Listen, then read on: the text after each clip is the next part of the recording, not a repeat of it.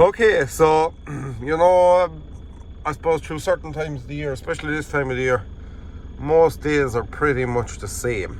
You get up, you go up, have the breakfast, still do a small bit of feeding cattle, but they only have a few now, so that's only literally one day a week. I go there and feed the cattle, then get stuck into the workshop jobs and go around maybe and meet a few customers and do them kind of things.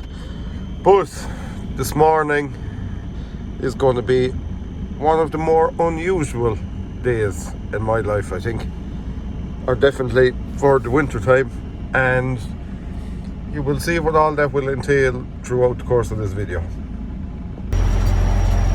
I did say it was going to be an unusual day, and as you can see, we're going baling silage. Today is the 7th of December and we are going at bales. So I had a bit of a job to get my knives up there now, but I don't know, a second, I had to drop the floor and then get them. I got them up that way. A couple of things going on here now. Right, so I need to drop my knives again to get my max knife pressure worn and off. You can see our knives are gone down now. Press them here again, and the knife symbol should go fully black when they're up. So there you go. Now the pressure should drop back to around 60 bar that way. Right. So there we go, ready to go baling. How much plastic are we putting on? I think we put on 6 layers there. I know the farmer might want to put on less or more, I'm not sure. We'll know when we get to the field, but give a couple of hours before we go. I'm just making sure everything is going rightly. So what I'm going to do there now is I'm going to give her plenty of chain oil, and I'll go into machine setup to lube dose. We'll turn the lube dose up all the way here. Just go to 12 on the future ones, I think. And she'll give herself a good dose of the chain oil there now, and grease, and that'll do her for the winter. So that's just my last bit of preparation, but we'll show you that anyway. Here we go. Last time I baled in December, I was in New Zealand. We'll see how this goes. Oh, I must pressurise my back door actually. Right, there we go. Not much of this field, but once we get into the next one there, I'll stick the drone up and we'll get a good look at this.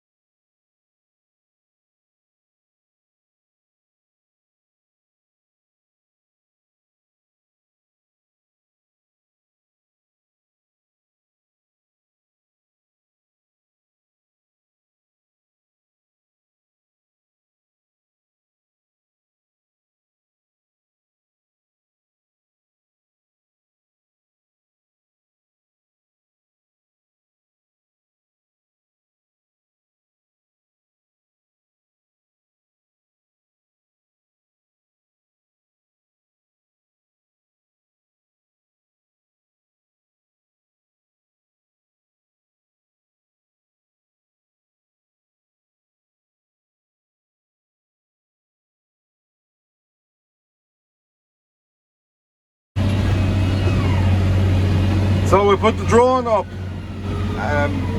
First time in a while using the drone, but pretty successful. There's savage scenery here. This is one of these places. Over another, I suppose, maybe go another 5 or 6 miles, you will have seen us baling very early in the year. Not on this particular farm, but basically the same vein of land. And like I've told you in other videos, over that other side we do a lot of work as well. The water just separates these two areas, but the water is perfectly still. Even when I stuck up the drone, you could see the sky in it. It just looked very, very cool indeed. But we're sailing away through this. She's picking it up there and over there, and basically he kind of wants to clean it off for spreading slurry in the springtime, which is understandable. There was too much grass on here just to go spreading slurry on when, you know, when the time comes. So that's why this is being done. So I have now baled silage in every month of the year bar January and February. This is my first time doing it in December, but I have done every other month. I've done March, April, May, June, July, August, September, October, November and December. Not this year, not all in one, but we started this year in March. Yeah, we started this year in March. We didn't do any baling in November. We baled in October, and now we're baling in December, so it's a long year. But anyway, we'll keep plugging away through it. Once we have this field done, that's it. We actually thought a couple of more customers were going to bale, but I can see from here one of them is zero grazing, so that's one of those jobs ruled out. But as it finished at the end of the year there, when the weather broke, we had, well, this job kind of, I suppose, was, but we had about 80 or 90 acres in mind that needed to be picked up. But like that, a lot of it went for zero grazing. I think some of it is going to be done in the spring now as well, early, so you will probably see us out next March at some silage in some shape or form. So hard to believe in 2.5 months time we'll be out again. But anyway, that's enough about that. Like I say, I have the drone footage. We'll amalgamate it all into one. I told you this morning, I did tell you this morning, it was going to be a unique day. Right, so we're home now with baling finished up. Baling needs to be cleaned down, but it's getting unbelievably cold for that. It's very, very cold tonight, so we'll give that a skip. Massey Ferguson is sold. TS is in the workshop, getting a few bits and pieces done. When I say a few bits and pieces, mainly getting it ready to put the hitch on and all of that side. But this tractor isn't going too far away actually. It's staying local, and that is the way I like it. More of them that go out in the area, the better it is for me. So yeah, that is our, I'll have to check back. I think that's tractor number 13 for the year sold. So that's it from me for this video. Thank you very much for watching. If it's your first time being here, give us a subscription and please give the video a big thumbs up, and we will chat to you later.